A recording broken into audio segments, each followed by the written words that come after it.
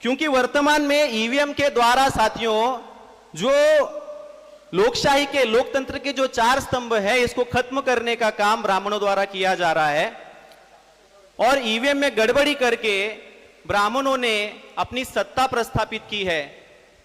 तो आज वर्तमान में हो क्या रहा है, आज कांग्रेस हो या बीजेपी हो, कांग्रेस को हराने के लिए बीजेपी को जिताना पड़ता है, बीजेपी को हराने के लिए कांग्रेस को जिताना पड़ता है। एक ब्राह्मण जाता है, दूसरा ब्राह्मण आता है। पार्टियां तो बदल रही है लेकिन जो शासक वर्ग है उस शासक वर्ग में कोई भी बदलाव नहीं हो रहा है। एक ब्राह्मण जा रहा है तो दूसरा ब्राह्मण आ रहा है। शासन करने वाले लोगों में, शासन करने वाले जाति में कोई बदलाव नहीं हो रहा है। तो इसीलिए आज वर्तमान में ईवीएम के द्वारा ब्राह्मण तंत्र प्रस्थापित हो चुका है। जो पार्लियामेंट्री डेमोक्रेसी है वो पार्लियामेंट्री डेमोक्रेसी पूरी तरीके से समाप्त हो गई है। हमारे लोगों को ऐसा लगता है कि केवल पार्लियामेंट्री डेमोक्रेसी डेमोक्रेसी है, ऐसा नहीं है। पार्लियामेंट्री डेमोक्रेसी तब प्रस्थापित होगी जब हमारे देश में लोकतंत्र प्रस्थापित होगा। हमारी जो सोशल डेमोक्रेसी है, सोशल डेमोक्रेसी जब तक प्रस्थापित नहीं होगी तब तक पार्लियामेंट्री डेमोक्रेसी प्रस्थापित नहीं हो सकती।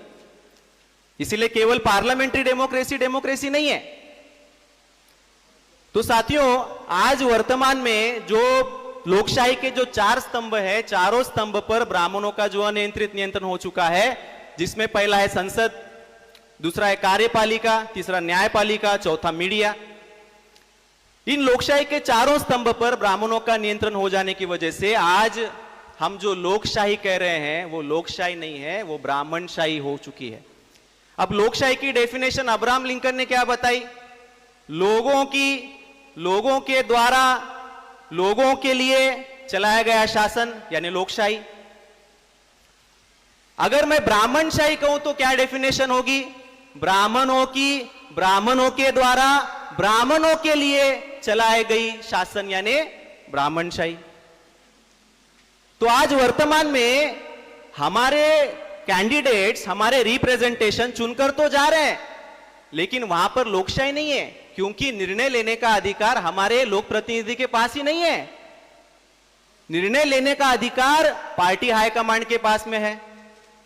तो पार्टी हाईकमांड के पास में निर्णय लेने का अधिकार है। इसीलिए हमारे जो लोक प्रतिनिधि चुनकर गए हैं वे केवल हमारे नॉमिनेटेड रिप्रेजेंटेशन है। तो नॉमिनेटेड किसके द्वारा, ब्राह्मणों के द्वारा चुने गए। हमें लगता है हमने चुनकर भेजा, लेकिन ब्राह्मणों के द्वारा नॉमिनेटेड किए हुए रिप्रेजेंटेटिव वहां जाकर बैठे हैं जिन्हें निर्णय लेने का कोई अधिकार नहीं है। और जहां पर हमारे रिप्रेजेंटेटिव्स को, हमारे प्रतिनिधि को निर्णय लेने का अधिकार नहीं होगा, वहां पर लोकशाही प्रस्थापित हो ही नहीं सकती। तो इसीलिए साथियों आज अगर वर्तमान में जो लोकशाही के द्वारा लोकशाही प्रस्थापित करने के लिए जो प्रतिनिधित्व हमें संविधान के द्वारा बहाल किया हुआ था, वो प्रतिनिधित्व समाप्त करने का षड्यंत्र ब्राह्मणी व्यवस्था द्वारा किया जा रहा है। 1991 में न्यू इकोनॉमिक पॉलिसी लॉन्च की गई थी, नई आर्थिक नीति। और इस नई आर्थिक नीति के तहत हमारी सरकारी नौकरियों को समाप्त कर दिया। धीरे धीरे सरकारी कंपनियां समाप्त कर दी, सरकारी नौकरियां समाप्त कर दी। आज वर्तमान में 2020 में 29 जुलाई 2020 को नरेंद्र मोदी के द्वारा न्यू एजुकेशन पॉलिसी लॉन्च की गई, जिसके द्वारा हमारा जो पढ़ाई लिखाई में जो प्रतिनिधित्व था वो समाप्त हो गया। अगर आप एजुकेशन पॉलिसी को ध्यान से पढ़ेंगे साथियों, तो केवल माध्यमिक शिक्षा में सीमित करने का षड्यंत्र इस एजुकेशन पॉलिसी के अंदर बनाया गया है। हमारे बच्चे हायर एजुकेशन तक पहुंच ही ना सके, इस प्रकार से वो एजुकेशन पॉलिसी डिजाइन की गई है। केवल जातिगत और परंपरागत व्यवसाय के अंदर हमारे बच्चे फंसे रहें, इस प्रकार से साथियों एजुकेशन पॉलिसी डिजाइन की गई है। इसलिए एजुकेशन पॉलिसी नहीं है, ये आधुनिक मनुस्मृति है, ये हम बार बार कह रहे हैं। इसलिए इसका विरोध होना चाहिए। तो जो हमारा लोक प्रतिनिधित्व है, इसको समाप्त करने के लिए न्यू इकोनॉमिक पॉलिसी और न्यू एजुकेशन पॉलिसी के तहत हमारा शिक्षा में और नौकरियों में जो अधिकार था, जो प्रतिनिधित्व था, वो समाप्त हो चुका है। तो इसीलिए आज वर्तमान में जो युवा है, उन युवाओं के लिए साथियों मैं संदेश देना चाहूंगा कि जो लोग आज नौकरियां बचाने के लिए संघर्ष कर रहे हैं, नौकरियां उनकी टिकाने के लिए जो संघर्ष कर रहे हैं, वे लोग संवैधानिक अधिकार बचाने के लिए कोई भी संघर्ष नहीं कर रहे। अगर अधिकार बचेंगे तो नौकरियां बचेंगी, अधिकार बचेंगे तो शिक्षा बचेगी, लेकिन अधिकार बचाने के लिए, संविधान को बचाने के लिए कोई भी युवा आगे आते हुए नहीं दिख रहा। और साथियों, अगर संवैधानिक अधिकार ही नहीं रहेंगे तो नौकरी पाने के बाद, धन दौलत पाने के बाद हम आगे क्या करेंगे? वो नौकरी किस काम की होगी जब आपके पास अधिकार ही नहीं होंगे? आप बंगले तो बना लेंगे, लेकिन घर पट्टी भरने के लिए औकात हमारे बच्चों की नहीं होगी। आप गाड़ियां तो खरीद लेंगे, लेकिन पेट्रोल डीजल भरने की औकात हमारे बच्चों में नहीं होगी। तो किस प्रकार का भविष्य हम आने वाले हमारे युवाओं को देने वाले, हमारे भविष्य को देने वाले, आने वाले पीढ़ी को देने वाले, किस प्रकार की गुलामी की जिंदगी साथियों हम आने वाली पीढ़ी को देने वाले हैं, इस बात को हमने सोचना होगा। और इसीलिए आज वर्तमान में लोकशाही को बचाने के लिए बाबा साहब ने उसी 1953 के बीबीसी के रिपोर्टर के सामने एक बात कही थी कि इसके लिए एक बहुत ही लंबा संघर्ष करना होगा, जिसके लिए समय लग सकता है, लेकिन किसी ने इसके लिए इनिशिएटिव लेना होगा। कोई ना कोई तो इनिशिएटिव लेना होगा, ये बात बाबा साहब उनको कह रहे हैं। और उसके लिए प्रोग्राम बनाना होगा, राष्ट्रव्यापी संगठन बनाना होगा, ये बात बाबा साहब ने 1953 में कही थी।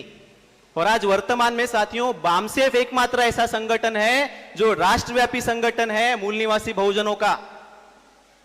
और आज वर्तमान में हमारे पास वामन मेश्राम साहब जैसा नेतृत्व है। ऐसा नेतृत्व अगर हमें मिला है साथियों, तो उनके जो वो हमें कह रहे हैं, उनका जो बताया हुआ रास्ता है, अगर उस रास्ते पर हम लोग साथियों चलते हैं तो आने वाले समय में हम लोकतंत्र को और हमारे संविधान को बचाने में कामयाब हो सकते हैं।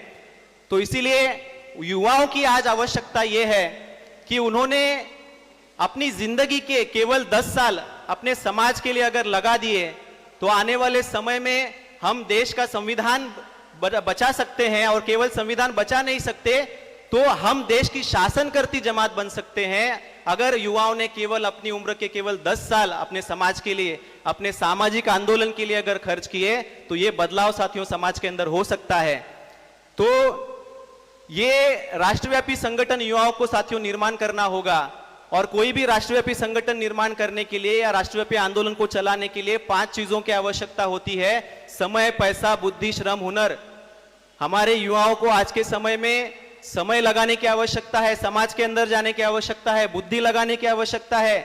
बड़े बड़े पीएचडी होल्डर समाज के अंदर बैठे हैं, लेकिन वे लोग सामाजिक व्यवस्था को समझ नहीं पा रहे हैं, ब्राह्मणों के षड्यंत्र को समझ नहीं पा रहे हैं।